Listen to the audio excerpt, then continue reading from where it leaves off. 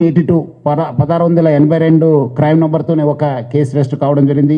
అదేవిధంగా 347 ఈ ఒక ఫిబ్రవరిలో కూడా ఒక కేసు రిజిస్టర్ కావడం జరిగింది. ఇవన్నీ కూడా మన ఐటీ యాక్ట్, కాపీరైట్ యాక్ట్ కింద కేసు రిజిస్టర్ కావడం జరిగింది.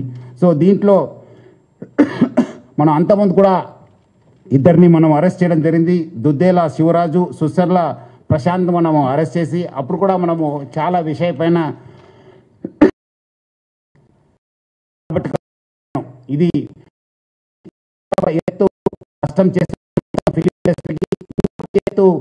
పబ్లిక్కి ఈ బెట్టింగ్ యాప్స్ ప్రమోట్ చేసి చాలా అంటే చాలా మందికి ఆమె నష్టం చేయడం జరిగింది.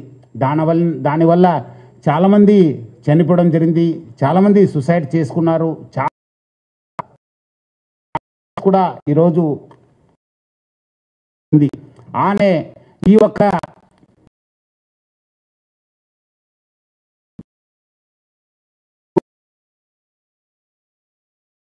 ఆయన ఒక మొత్తం ఇన్వెస్టిగేట్ చేసిన తర్వాత ఆయన దగ్గర ఉన్న హార్డ్ డిస్క్ అంతా రికవర్ చేసిన తర్వాత దాదాపు 21,000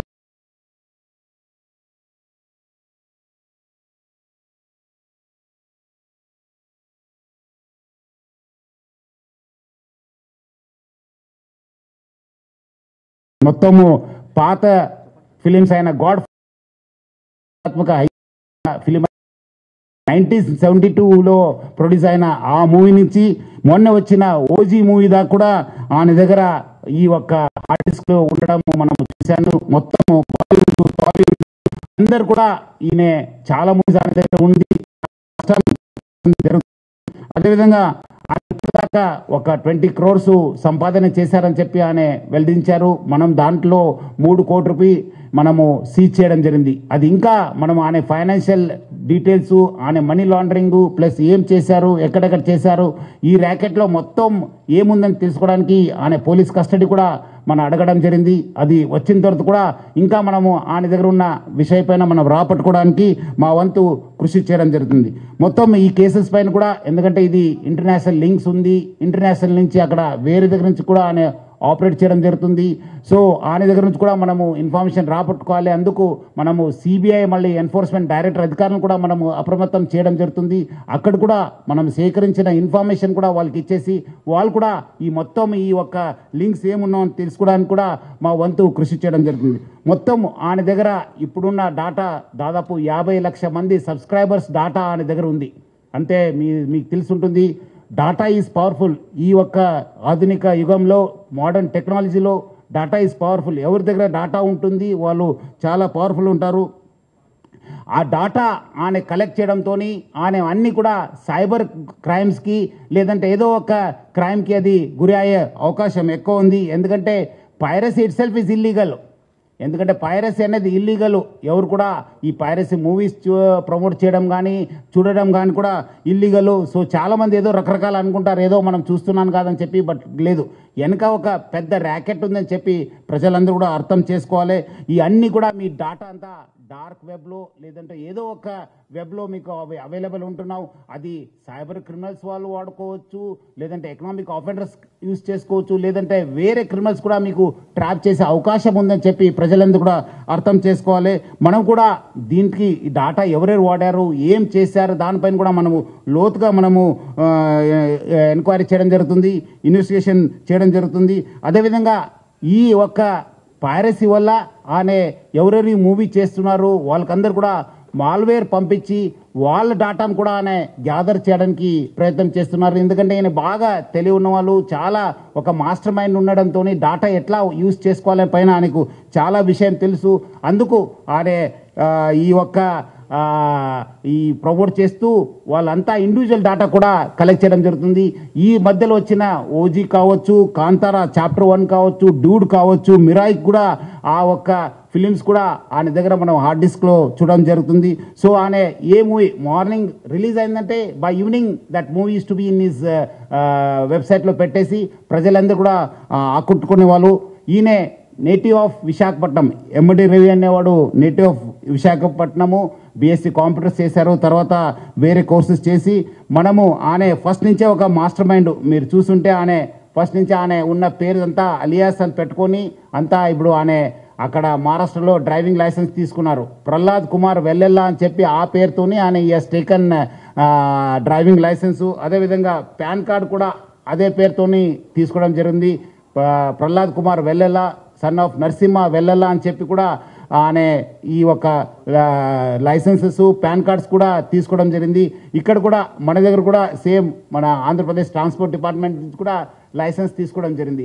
సో ఇట్లానే ఫస్ట్ నుంచే ఆ ఒక్క క్రిమినల్ మెంట్ ఆఫ్ మైండ్ ఉండడంతోనే ఈ అంతా లోతుగా టెక్నాలజీ యూజ్ చేసుకుంటూ ఈ పైరసీలో ఇన్వాల్వ్ కావడం జరిగింది.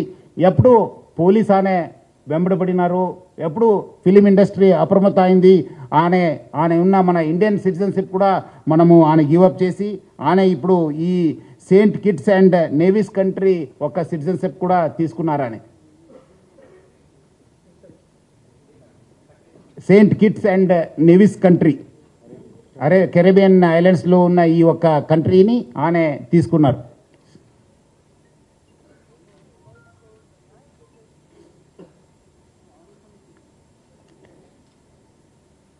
అదేవిధంగా ఆయన అక్కడ ఫ్రాన్స్లో ఉంటూ మొత్తము Netherlands, Switzerland, USA, Thailand, France, దుబాయ్లో బాగా తిరిగేవాళ్ళు. సో మొత్తం ఆయన ఈ ఒక్క వెబ్సైట్ డెవలప్మెంట్లో, డిజైనింగ్లో, హోస్టింగ్లో చాలా అంటే చాలా ఎక్స్పర్టు. అంటే చాలా సంవత్సరం నుంచి ఆ ఒక విద్యాన్ని నేర్చుకొని ఈ ఒక నాలెడ్జ్ని పెంచుకొని అంతా ఐబొమ్మ బొప్పం టీవీని ప్రమోట్ చేయడం జరుగుతుంది. 2019 నుంచి ఈ ఒక ఐబొమ్మ వెబ్సైట్ని స్టార్ట్ చేసి మొత్తం అనే సర్వత్రా అమెరికా, స్విట్జర్లాండ్స్లో పెట్టడం జరుగుతుంది, నెదర్లాండ్స్లో పెట్టడం జరుగుతుంది. మొత్తం అనే 110 డొమైన్స్ని ఆయన పర్చేస్ చేశారు.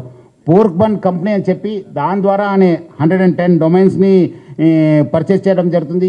ఒక డొమైన్ మనం బ్లాక్ చేస్తే నెక్స్ట్ ఇంకోటి డొమైన్ ఓపెన్ చేసేది. సో ప్రతిదాన్ని కూడా ఒక లింక్ పెట్టుకుంటూ ప్రతిదాన్ని కూడా ఒక స్కీమ్ పెట్టుకొని అని ఒక పైరసీ ర్యాకెట్ని చేయడం జరుగుతుంది. అదేవిధంగా మనము ఓటీటీ ఫిలిమ్స్లో ఉన్నది కూడా ఆయన యూస్ టు మంచి క్వాలిటీ చేసేసి ఆయన అప్లోడ్ చేసేవాడు ఆయన ఒక వెబ్సైట్లో. దానివల్ల కూడా బాగా కొత్త టెక్నాలజీ యూస్ చేసుకొని స్క్రీన్ రికార్డింగ్ చేసి దాన్ని కూడా ఎడిట్ చేసి ఈ ఒక మూవీస్ అన్నీ కూడా అప్లోడ్ చేసేవాడు. అదేవిధంగా కొత్త మూవీస్ కూడా సీక్రెట్ కెమెరాస్ పెట్టి టెక్నాలజీ యూజ్ చేసి కొంచెం హై ఎండ్ టెక్నాలజీ యూజ్ చేసి కూడా ఆయన రిలీజ్ చేసేవాళ్ళు. ఇదంతా కూడా ఆయన ఒక టెలిగ్రామ్ ఛానల్ని యూజ్ చేసుకొని ఈ ఒక పైరసీ ర్యాకెట్ని ఆయన రన్ చేయడం జరిగింది. సో దాన్ని వీళ్ళు ఎవరెవరు ఉన్నారు ఆయనకి ఈ ఒక స్కీమ్లో ఎవరెవరు హెల్ప్ చేశారనే పైన కూడా మనము లోతుగా ఆయనను పోలీస్ కస్టడీ తీసుకొని మనము ఇన్వెస్టిగేట్ చేయడం జరుగుతుంది. మొత్తం ఆయన ఈ ఒక ఫిలిం చూపించడం ఒక ఎత్తు అయితే ఇంకోటి వైపు ఈ ఆన్లైన్ బెట్టింగ్ నడిపించారు. మీరందరూ కూడా తెలుసు లాస్ట్ 2020 నుంచి ఎప్పుడు ప్రపంచవ్యాప్తంగా కోవిడ్ వచ్చింది. అప్పుడు చాలామంది బయట రాలేకపోయారు, చాలామంది ఇంట్లో ఉండి ఈ ఒక మూవీస్ చూడడము, ఓటీటీ సబ్స్క్రిప్షన్ తీసుకోవడంతో చాలా మనకు కాస్ట్ ఎక్కువ కావడంతో మనము మూవీ రేట్స్ కూడా ఎక్కువ కావడంతో అదేవిధంగా వీళ్ళందరూ కూడా ఒకటే ప్లాట్ఫామ్ పైన ఈ అన్ని కూడా తీసుకురావడం జరిగింది. ఒకటే వేదిక పైన వచ్చి అంటే is mostly an aggregator for all the platforms. మనం ఒకసారి ఆ ప్లాట్ఫామ్కి వెళ్ళి ఈ ప్లాట్ఫామ్ చేసే బదులు ఈ వెబ్సైట్కి వెళ్తే ఒకటే మనం ప్లాట్ఫామ్ పైన అన్ని చూసుకోవచ్చు అని చెప్పి ఒక అడ్వాంటేజ్తోని ఆయన ఈ has started popularising is this thing. మొత్తం ఈ వాట్సాప్ ఫార్వర్డ్స్, సోషల్ మీడియాలో ఈ ఐ బొమ్మ అనే ఒక వెబ్సైట్ని ఆయన బాగా ప్రమోట్ చేయడం జరిగింది. ఇప్పుడు మీరు ఒకసారి ఆయన వెబ్సైట్ని విజిట్ చేసిన తర్వాత ఇమీడియట్లీ ఒక రీడైరెక్ట్ ఒక యాప్ వచ్చింది, ఒక నోటిఫికేషన్ వచ్చింది. That goes to the gaming and betting apps. అక్కడ ఇమీడియట్లీ పబ్లిక్ని అందరు కూడా ఆకర్షించడానికి ఆయన use to promote this betting apps. అదేవిధంగా దానివల్ల కూడా చాలా డబ్బులు సంపాదించారని చెప్పి తెలుస్తుంది. సో దానికి ఎవరెవరు ఎంత డబ్బులు సంపాదించారు, ఎక్కడెక్కడ డబ్బులు అనే ఇది చేశారనే పైన కూడా యూజ్ చేశారనే పైన కూడా మనము లోతుగా ఇన్వెస్టిగేట్ చేయడం జరుగుతుంది. ఇది ఒకటి ఫిలిం చూపించడము ఒక ఎత్తు అయితే ఈ dark side is using it for criminal side. ఈ అన్ని కూడా ఆయన ఉన్న డాటాను అందరూ కూడా ఆయన వాడుకోవడం అనేది చాలా అంటే పబ్లిక్కి చాలా నష్టం జరిగింది. ఈరోజు ఆయన ఏదో ఒక ఫ్యూ క్రోర్స్ చేసి ఉంటారు కానీ thousands of crores has been lost of public. దీనివల్ల చాలా వేల కోటిలో నష్టం కావడం జరిగింది. చాలామంది సైబర్ క్రైమ్స్ గురి కావడం జరిగింది. చాలామంది సూసైడ్ చేసుకున్నారు. చాలామంది ఫ్యామిలీస్లో ఇది ఒక చాలా బాగా బాధ కలిగించావు ఈ బెట్టింగ్ యాప్స్, దాన్ని ఆయన ప్రమోట్ చేయడం జరిగింది. అండ్ ఆల్సో ఆయన అంతా సర్వర్స్ బయట యుఎస్ఏలో, నెదర్లాండ్స్లో, స్విట్జర్లాండ్స్లో పెట్టి ఫిజికల్ సర్వర్స్ని అక్కడ పెట్టి ఆయన ఆపరేట్ చేయడం జరిగింది. దానివల్ల కూడా మనకు లా ఎన్ఫోర్స్మెంట్ ఏజెన్సీకి చాలా అంటే చాలా ఛాలెంజ్ అయింది. బట్ ఎంత ఛాలెంజ్ అయినా మనం ఈరోజు ఆయనను అరెస్ట్ చేశాను. ఇంకా మనం లోతుగా కూడా ఇన్వెస్టిగేషన్ చేసి ఈ ర్యాకెట్లో ఎవరెవరు ఉన్నారో వాళ్ళందరూ కూడా పేరు బయట తీసాను. ముఖ్యంగా ఆయన 1win అండ్ 1xBet ఈ ఆన్లైన్ బెట్టింగ్ యాప్స్ని బాగా